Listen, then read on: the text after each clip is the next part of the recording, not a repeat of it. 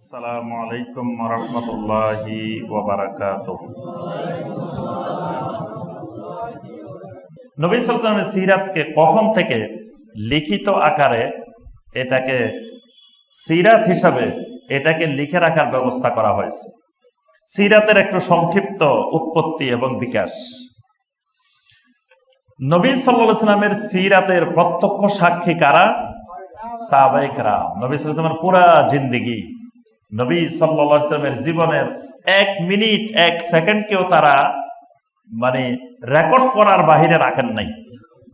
সাহাবায়ে কেরাম নবী সাল্লাল্লাহু আলাইহি ওয়াসাল্লামের পুরা জিন্দেগিটাকে, নবী সাল্লাল্লাহু আলাইহি ওয়াসাল্লাম ঘুমাইছেন কেমনে সেটাও সাহাবায়ে কেরাম রেকর্ড করছেন।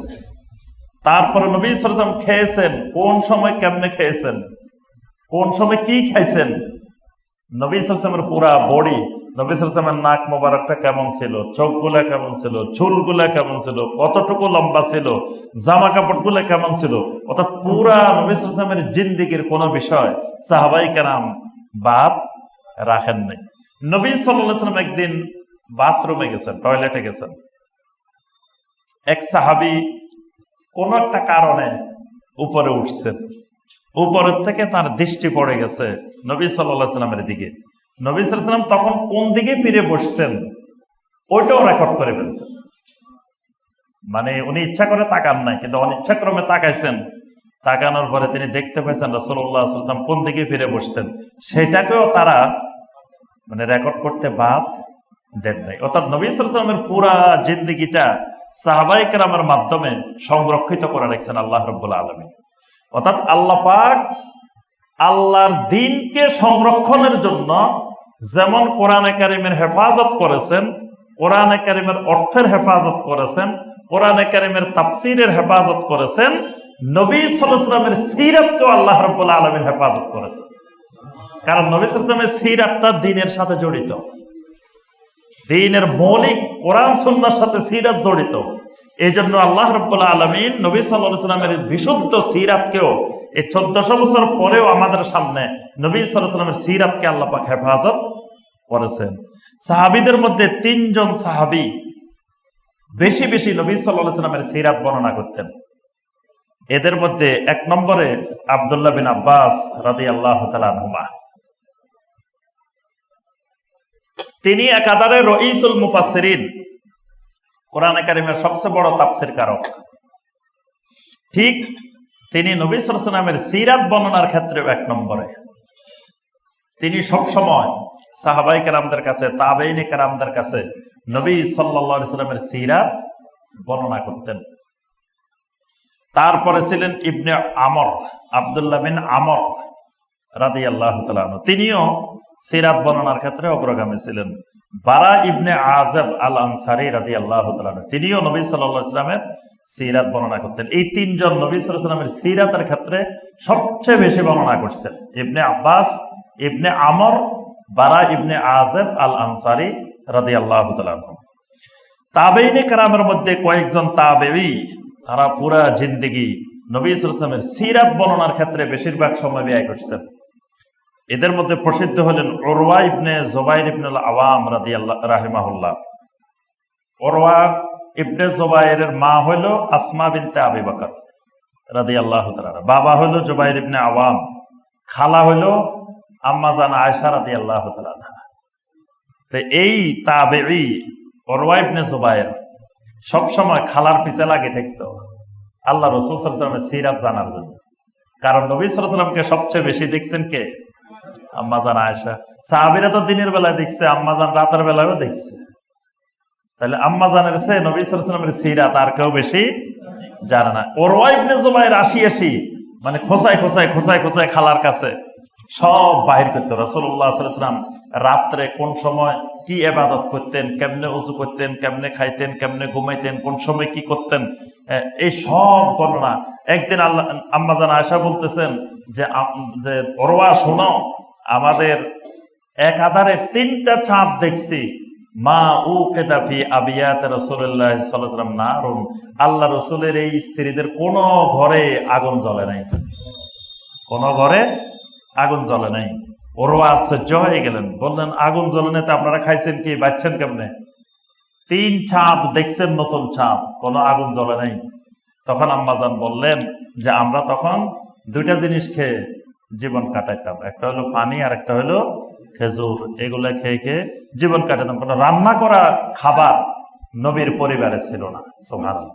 তাহলে এই যে এই জিনিস বাহির করছে ওরওয়া। তারপরে নবী সাল্লাল্লাহু আলাইহি ওয়াসাল্লাম মেরাজে গেছেন, আল্লাহকে দেখছেন কিনা উনি কিন্তু আম্মাজান আয়েশার কাছে যায় প্রশ্ন করছে, যেটা অন্যরা প্রশ্ন করেন নাই। এইভাবে মানে উনি সবসময় লেগে থাকতেন রাসূলুল্লাহ সাল্লাল্লাহু আলাইহি সাল্লামের সিরাত বর্ণনায়। তারপরে ইকরিমা রাহিমাহুল্লাহ, আবান বিন উসমান রাহিমাহুল্লাহ, ওয়াহাব বিন মুনাব্বিহ রাহিমাহুল্লাহ, ইবনু শিহাব আজ-জুহরি রাহিমাহুল্লাহ, এরা হলো নবী সাল্লাল্লাহু আলাইহি ওয়াসাল্লামের সিরাত বর্ণনার ক্ষেত্রে সবচাইতে প্রসিদ্ধ তাবেঈ। তাবেঈনদের মধ্যে প্রসিদ্ধ ছিলেন মুসা বিন উকবাহ। তিনি সর্বপ্রথম 140 হিজরিতে কিতাবুল মাগাজি লিখেছেন। কিতাবুল মাগাজি 140 হিজরিতে তাবেঈনদের মধ্যে। এরপরে মুহাম্মদ বিন ইসহাক আল মাদানী রাহিমাহুল্লাহ, তিনি 151 হিজরিতে সিরাত লিখছেন। এটাই হলো সিরাতের কিতাবের মধ্যে বর্তমান দুনিয়াতে সবচাইতে প্রাচীন সিরাতের কিতাব মুহাম্মদ বিন ইসহাক, ইবনে ইসহাকের সিরাত। সারা পৃথিবীতে প্রসিদ্ধ যে ইবনে ইসহাকের সিরাত, এটা 151 হিজরিতে তিনি মারা গেছেন। তাহলে বোঝা যায় 150 হিজরির মধ্যে এই রাসূল সাল্লাল্লাহু আলাইহি ওয়াসাল্লামের সিরাতে ইবনে ইসহাক লেখা হয়েছে। তবে সিরাতে ইবনে ইসহাকের মধ্যে সিরাতের সম্পূর্ণ বিশুদ্ধতা ছিল না। পরবর্তীতে এটাকে আরো সংশোধন করে করে করে করে অনেক কিছু এখান থেকে বাদ দেওয়া হয়েছে। মানে অনেক রাওয়ায়াত এগুলো বিশুদ্ধ ছিল না, সনদে সমস্যা ছিল। পরবর্তীকালে নবী সাল্লাল্লাহু আলাইহি ওয়াসাল্লামের সিরাতের ক্ষেত্রে সারা দুনিয়াতে প্রসিদ্ধ সিরাত যারা গ্রন্থ রচনা করেছেন, এদের মধ্যে সিরাতে ইবনে হিশাম, আস-সিরা আন-নববিয়্যা লি ইবনে হিশাম আল-বসরি, তিনি 218 হিজরিতে মৃত্যুবরণ করছেন। তারপরে মুহাম্মদ বিন সাদ আল বাগদাদি, তিনি 230 হিজরিতে মৃত্যুবরণ করছেন। তিনি বিশাল সিরাতের কিতাব লিখছেন আত-তাবাকাতুল কুবরা। ইবনে জরির আত-তাবারি, যিনি তাফসিরে তাবারি লিখছেন, তিনি তারিখুর রুসুল ওয়াল মুলুক, তিনি প্রথমে চিন্তা করছিলেন যে 30,000 পৃষ্ঠার তাফসির লিখবেন, 30,000 পৃষ্ঠা তারিখ লিখবেন, ইতিহাস লিখবেন। তো পরবর্তীতে ওনার ছাত্ররা বলছেন যে না, আপনি 30,000 পৃষ্ঠা লিখলে এতগুলো আমাদের পক্ষে পড়া শিখা কষ্টকর হয়ে যাবে, এটাকে সংক্ষেপ করেন।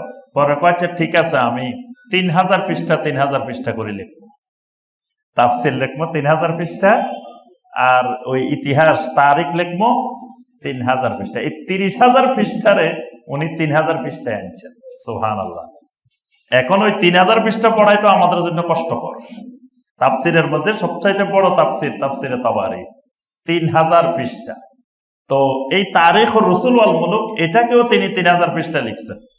পরবর্তীতে এটাকে আরো সংক্ষিপ্ত করে করে করে করে আস্তে আস্তে সিরাতের কিতাব সংক্ষিপ্ত করা হয়েছে।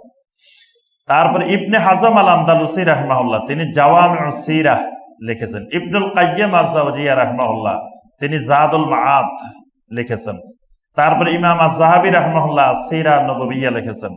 আল বেদায়া ওয়ান নিহায়া, ইমাম ইবনে কাসির রাহিমাহুল্লাহ আল বেদায়া ওয়ান নিহায়া লিখেছেন। এইভাবে পরবর্তীতে আরো হাজার হাজার নবী সাল্লাল্লাহু আলাইহি সাল্লামের সিরাতের কিতাব, পৃথিবীর এমন কোনো ভাষা নাই যে ভাষায় নবী সাল্লাল্লাহু আলাইহি সাল্লামের সিরাতের কিতাব রচিত হয়নি। আল্লাহ রাব্বুল আলামিন আমাদের সবাইকে নবী সাল্লাল্লাহু আলাইহি সাল্লামের সিরাতকে জানার, বোঝার, আমল করার, নবী সাল্লাল্লাহু আলাইহি সাল্লামের সিরাতের আলোকে, উসওয়ায়ে হাসানার আলোকে আমাদের জীবন গড়ার তৌফিক দান করুন। আমিন ইয়া রাব্বাল আলামিন।